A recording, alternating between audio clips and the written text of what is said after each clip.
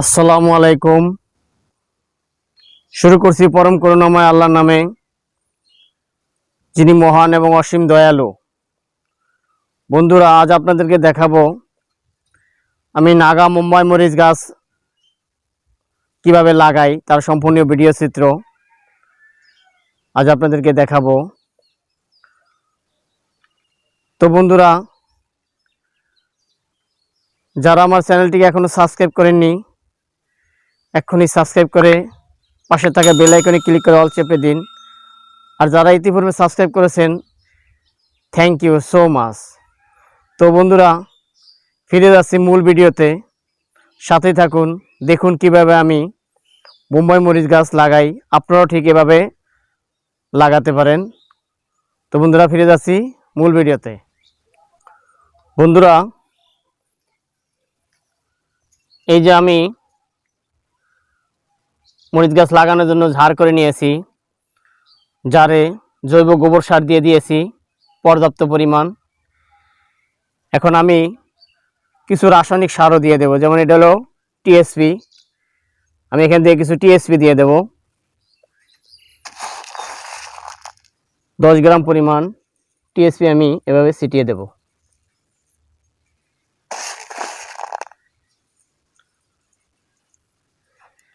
এবার দেব MOP, muriate of potash. এটা দিলে গাছে প্রচুর স্থিরফুল হয় এবং গাছ ঝলসে পড়ে না। ফলন বৃদ্ধির জন্য আমি এমওপি দিয়ে দিলাম।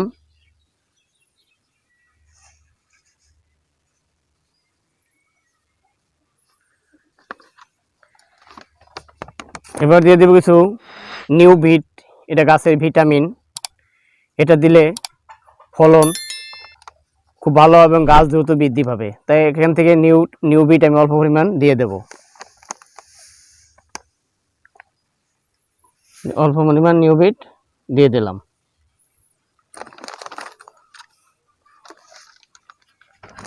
বন্ধুরা, গাছে প্রথমে রোপণ করার পরে পোকা ধরতে পারে। মাটিতে অনেক সময় ফাঙ্গাস থাকে, উলু পোকা থাকে। যাতে উলু পোকায় গাছে ক্ষতি করতে না পারে, এই জন্য আমি প্রথমে কিছু যে প্যারাডক্স, কার্বোফুরান জাতীয় কিছু ওষুধ দিয়ে দেব। আমি এই পরিমাণ একটা ঝাড়ে দিয়ে দেব, যাতে উলু পোকা এবং অন্যান্য পোকার আক্রমণ থেকে সহজেই রক্ষা পায়। তো বন্ধুরা, আপনারা এভাবে দিয়ে যদি লাগান, তাইলে দ্রুত ফলন পাবেন গাছ থেকে এবং দ্রুত বৃদ্ধি হবে। আমি বাজার থেকে একটি নাগা মুম্বাই মরিচ চারা নিয়ে এসেছি। তো চারাটা অবশ্য বড় হয়ে গেছে, এজন্য আমি এই সার ওষুধগুলো দিয়ে একবারে লাগাচ্ছি, যাতে কোনো সমস্যা না হয়। তো এখন এই চারাটিকে আমি এই গর্তে ঠিক মাঝ বরাবর বসিয়ে দেব।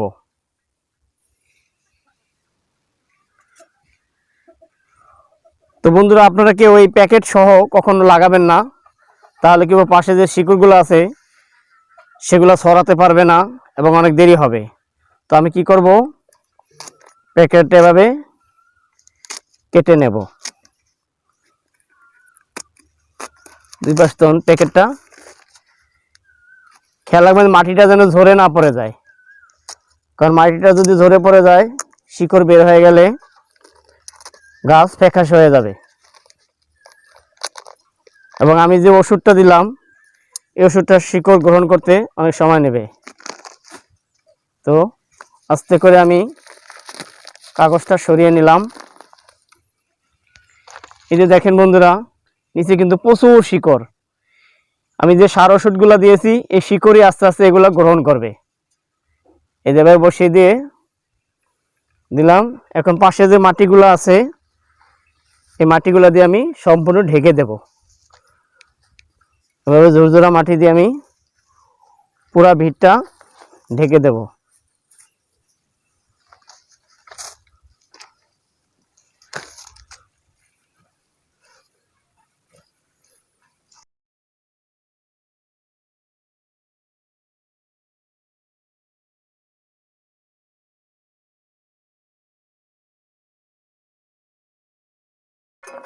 তো বন্ধুরা, আমি এই যে মাটি দিয়ে দিলাম, চতুর্দিকে মাটি দিয়ে ভরে দিলাম।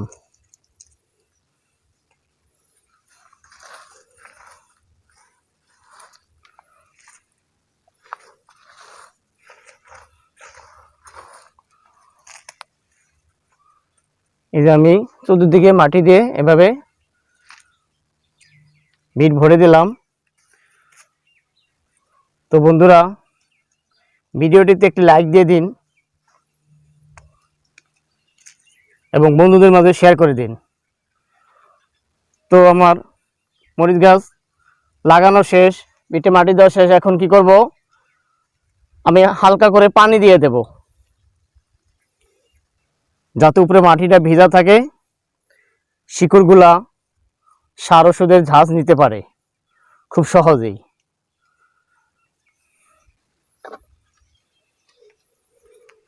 তো এখন আমি পানি দিয়ে দেব। খেয়াল রাখবেন, গাছের শুধু গোড়ায় পানি দেবেন, পাতায় যেন এখন পানি না পড়ে। পাতা শুকনো থাকবে এবং গাছের গোড়া ভিজা থাকবে, তাহলে গাছে দ্রুত নির্যাস শোষণ করতে পারবে।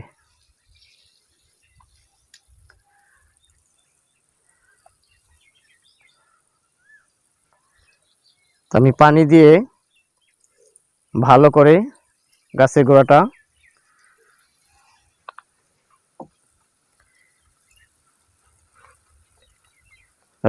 ভিজিয়ে দিলাম। তো বন্ধুরা, পানি দেওয়া শেষ। এখন কি করব, গাছটি যাতে বাতাসে হেলে না পড়ে, এজন্য একে সাপোর্ট দিয়ে দেব। এর পাশে একটি কঞ্চি গেড়ে, এভাবে কঞ্চি গেড়ে রশি দিয়ে সুন্দর করে এভাবে বেঁধে দেবো, যাতে গাছের গোড়াটা নড়ে না যায়।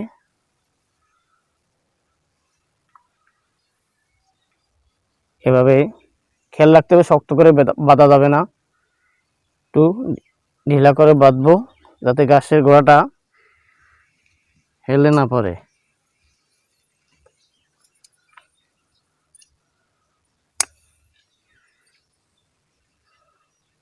তো বন্ধুরা, দেখলেন তো আমি কিভাবে মোমাই মরিচ গাছ লাগাইলাম। তো আপনারা এভাবে আপনার বাড়ির আঙিনায়, বাড়ির পাশে যদি খালি জায়গা থাকে, সেখানে মোমাই মরিচ গাছ লাগিয়ে মরিচের চাহিদা পূরণ করতে পারেন। তো বন্ধুরা, আজকে এ পর্যন্তই। পরবর্তীতে নতুন ভিডিও নিয়ে হাজির হব, সেই শুভকামনায়। আল্লাহ হাফেজ।